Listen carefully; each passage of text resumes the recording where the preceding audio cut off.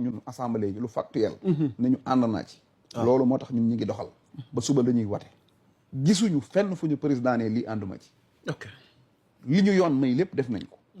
moom bu jëlaatee ay nit ñoo xam ne tekki wuñu dara suba ba ngoon ñu dajaloo ci ay conférence de presse ay ruq naan non dañuy retirer loi bi dañ koy defar ñun loolu concerné wul assemblée dégg nga te loolu nag dama bëgg sénégalais yi xam ban façon nit moo ñu jiite mooy nit koo xam ne lim lay wan ak li nekk ci moom du benn parce que lim wax assemblée nationale ak lii waa coalition di wax du benn te lim wax assemblée nationale mi ngi nii këyit gaa gi nii leeram nañ moo ko bind bu la neexee léegi ma leeral mi ngi nii président de la république moo bind lii assemblée nationale moo bind lii assemblée nationale mënu moo ko publier fenn mais mi ngi noonu bu la neexee nga lire jox ma yëf yi ma daat kay dégtal ñi nga xamante ne liiral ñoom ñoo ñuy seetaan mi ngi noonu moo ko ñuy bind ñëw ci décryptage bi donc boo ma ko may monsieur le président mu mel ni par courrier en date du 13 avril 2026 vous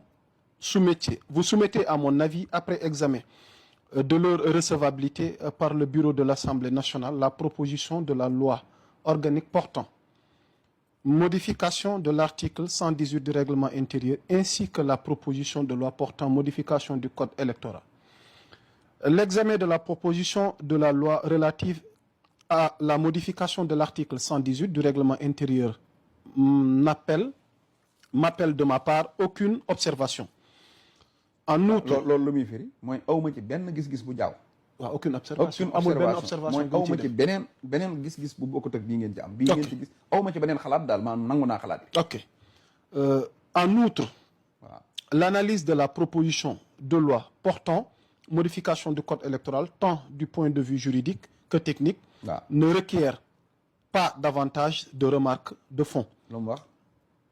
point juridique point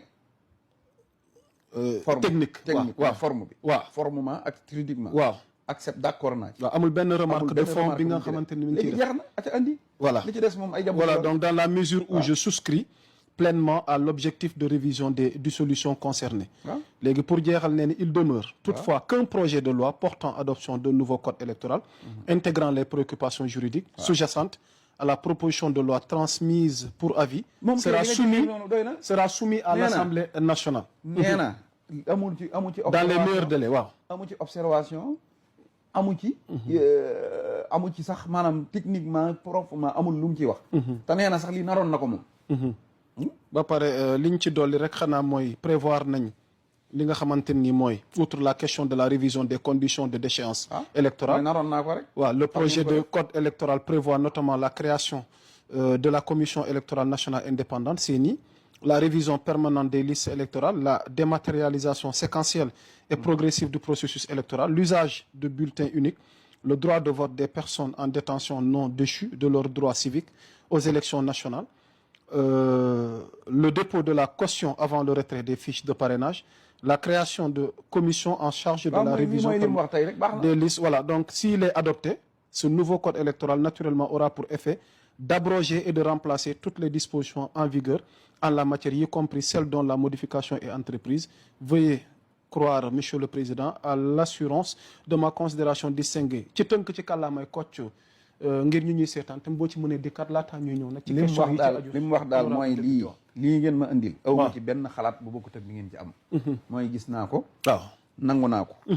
nee na maanaam amul ci forme ak fond juridiquement nangu naa ko ba wax ne sax moom lii bokk na ci li mu naroon jàpp naa ne loolu mooy li nga xam ne loolu la ñu wax assemblée nationale sukkandiku ci loolu léegi lii ñoom mi doon wax kon wala ci laa bëgg ñoo ak yow léegi yow mi doon wax waaw léegi kon ñu dikk ci sorti loolu